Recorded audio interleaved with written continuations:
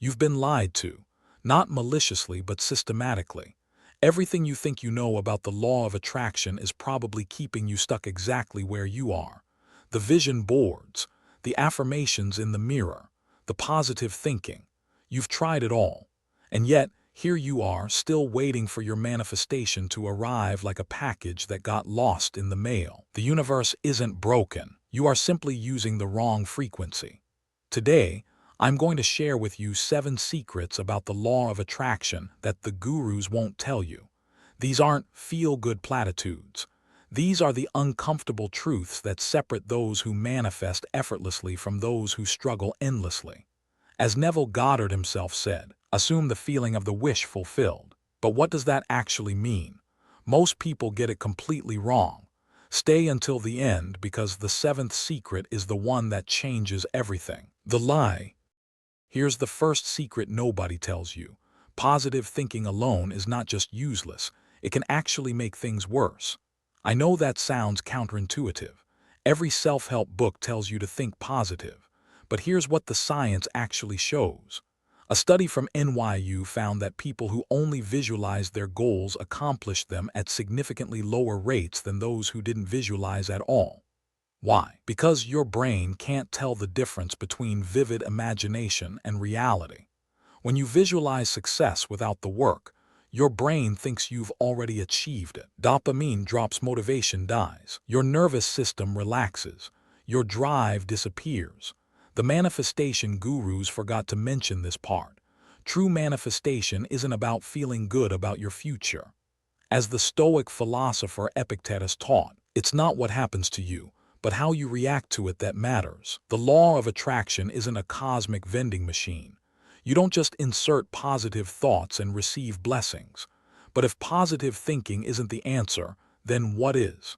That brings us to our next secret, one that explains why some people seem magnetically lucky. The frequency.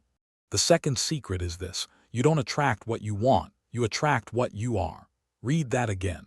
Every thought you think, every emotion you feel, every belief you hold creates an energetic signature. Quantum physics calls this vibrational frequency. Psychologists call it your reticular activating system. Spiritual teachers call it your aura. Whatever name you give it, the result is the same. Everything is energy, and that's all there is to it.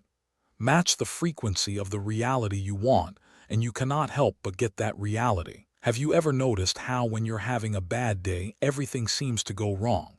You stub your toe, then you're late to work, then your coffee spills. It's not bad luck. Your frequency attracts matching events. Conversely, when you're in a great mood, opportunities seem to appear from nowhere. People are friendlier.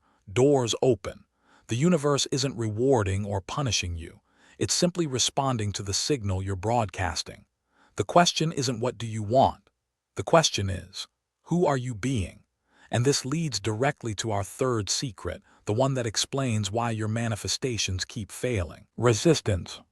Here's the third secret, and it might sting a little. You're not blocked from abundance. You're actively resisting it. Every single moment, abundance is trying to flow into your life. Money, love, opportunities, health, but you've built invisible walls. These walls are made of beliefs you didn't even know you had. When you were 7 years old, you heard your parents argue about money. Your subconscious recorded, money equals conflict. When you were 12, someone said you weren't smart enough. Your subconscious stored, I don't deserve success. These hidden beliefs run your life. Carl Jung understood this when he wrote, until you make the unconscious conscious, it will direct your life, and you will call it fate. 95% of your behavior is controlled by your subconscious mind.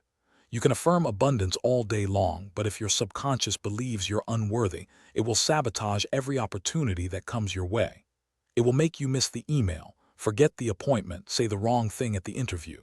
Not because you're unlucky, because your inner programming doesn't match your outer desires. But how do you reprogram beliefs you can't even see? That's where the next secret comes in. The void. The fourth secret is perhaps the most counterintuitive of all. You must be willing to lose everything before you can gain anything. This isn't about sacrifice or suffering. It's about detachment. The great paradox of manifestation is that the tighter you grip your desire, the more it slips away. Think about it. When you desperately need something, what energy are you broadcasting? Lack, scarcity, not having. The root of suffering is attachment. The universe responds to that frequency by giving you more of the same. More lack, more need, more wanting. Desperation repels, abundance attracts. Have you ever noticed that things come to you more easily when you don't care as much, when you're not obsessing over the outcome? This is why true manifestors operate from a place of abundance, not need. They desire things because they want them, not because they need them to feel complete. The mystic Rumi captured this when he said that what you seek is seeking you, but it can only find you when you stop running after it. So how do you detach without giving up? How do you want something without needing it? This brings us to our fifth secret: assumption. The fifth secret is the technique that changed everything for me: the law of assumption. Forget the law of attraction for a moment. Neville Goddard, one of the greatest teachers of manifestation, taught something far more powerful. He said you don't attract what you want. You attract what you assume to be true. Assumption becomes fact always. Here's what this means practically. If deep down you assume you're unlucky in love, you will create evidence of that assumption everywhere. You'll attract unavailable partners. You'll misinterpret signals. You'll self-sabotage when things get good. But if you assume you are deeply loved and lovable, your entire reality shifts. Not because the universe rewards good thoughts, but because your assumptions create your perceptions, and your perceptions create your actions, and your actions create your results. Assume the feeling of the wish fulfilled, and observe the route that your attention follows. The exercise is simple but profound. Before you sleep tonight, assume the feeling of already having what you desire. Don't visualize yourself wanting it.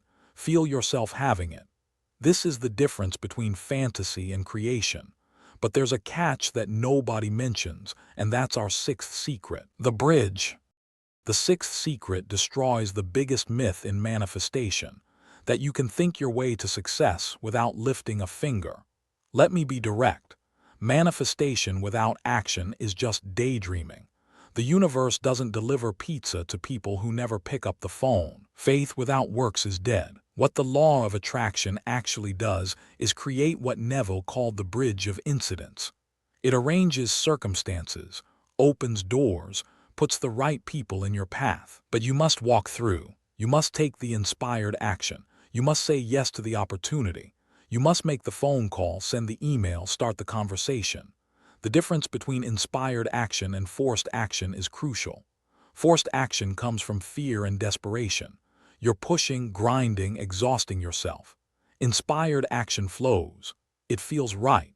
It appears as sudden impulses, unexpected ideas, opportunities that seem to come from nowhere. Your job isn't to figure out every step of the path.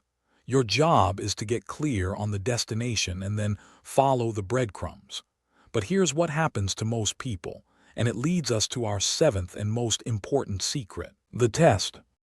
The seventh secret is the one that separates those who manifest from those who give up. The universe will test you. Right before your breakthrough, everything will seem to fall apart. This isn't punishment. This isn't proof that it's not working. This is the final exam before graduation. Think of it this way. When you decide to change, when you raise your frequency and start assuming a new reality, your old reality doesn't just disappear. It fights back harder. Old problems resurface. Unexpected challenges appear. People from your past show up. This is the moment when 90% of people quit. They say the law of attraction doesn't work. They say they tried everything. But they were 3 feet from gold. The darkest hour is just before the dawn. The breakdown is not a sign of failure. It's a sign of transformation. The caterpillar doesn't gently evolve into a butterfly. It completely dissolves into chaos before reforming into something beautiful. When your world seems to be falling apart, it might actually be falling into place. But how do you know the difference? How do you persist through the darkness? That's what our next secret reveals. Gratitude. The eighth secret is the simplest yet most overlooked. Gratitude is the fastest frequency shift available. I'm not talking about surface-level thank yous. I'm talking about deep, cellular appreciation for what already exists in your life. Here's why this works. Your brain has a negativity bias. It evolved to scan for threats, problems, what's missing, What could go wrong? This kept your ancestors alive but keeps you stuck in scarcity. Gratitude turns what we have into enough. When you practice genuine gratitude, you literally rewire your neural pathways. You train your brain to scan for blessings instead of problems. And remember the second secret: you attract what you are. When you feel abundant, you attract abundance. The practice is simple. Every morning before you check your phone, before you get out of bed, think of 3 things you're genuinely grateful for. Not the same 3 every day. Find new ones. Train your brain to look for good. The wealthy and successful understand this. They don't practice gratitude because they have more. They have more because they practice gratitude. This mindset shift is essential, but there's still something blocking most people, and it's our 9th secret: identity. The 9th secret cuts to the core of why most manifestations fail. You cannot outperform your identity. You can visualize being wealthy, but if you see yourself as a struggling person, you'll always find ways to struggle. You can affirm being loved, but if your identity is the one who gets rejected, you'll recreate that pattern in every relationship. Your self-image is your destiny. James Clear wrote about this in Atomic Habits. He said the most effective way to change your behavior is to change your identity. Instead of saying, "I want to be rich," say, "I am the kind of person who creates wealth." Instead of "I want to be healthy," say, "I am the kind of person who takes care of their body." The goal is not to be better than the other man, but your previous self. This isn't affirmation. This is identity reconstruction. Every decision you make is a vote for the person you are becoming. When you act in alignment with your desired identity, even in small ways, you build evidence. You create momentum. You become who you wish to be. But there's one final piece that ties everything together, and it's the most important secret of all: the now. The 10th and final secret is the master key that unlocks everything. Manifestation only happens in the present moment, not in the future, not when you achieve your goal. Now. This is the secret the gurus missed. When you constantly project your happiness into the future, when you say "I'll be happy when," you create a frequency of perpetual waiting. And the universe delivers exactly that: more waiting. Realize deeply that the present moment is all you ever have. The paradox is profound. To manifest your future, you must be fully present now. To receive abundance tomorrow, you must feel abundant today. To attract love next year, you must be loved this moment. The future is created now. This isn't positive thinking. This is quantum physics. This is ancient wisdom. This is the secret hidden in every spiritual tradition throughout history.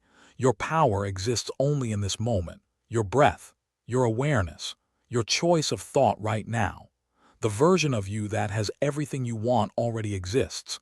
They're not in some distant future. They're available to you right now in this breath, in this decision. So here's what we've learned.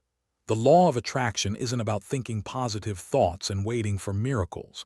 It's about becoming a vibrational match for what you desire. It's about clearing the subconscious blocks that keep abundance away. It's about assuming the feeling of your wish fulfilled, taking inspired action and persisting through the tests. It's about gratitude that shifts your frequency, identity that shapes your destiny, and presence that creates your power. Your beliefs become your thoughts become your words become your actions become your habits become your values become your destiny. You are not waiting for abundance. Abundance is waiting for you to remember who you really are. You are the creator, not a victim of circumstance, not a product of your past, the architect of your reality, starting right now. Your thoughts become things. Choose the good ones. If this shifted something in you, subscribe for more. Share this with someone who needs to hear it today. Remember, you are not a victim of your reality. You are the architect of it. Stay aligned. Stay abundant.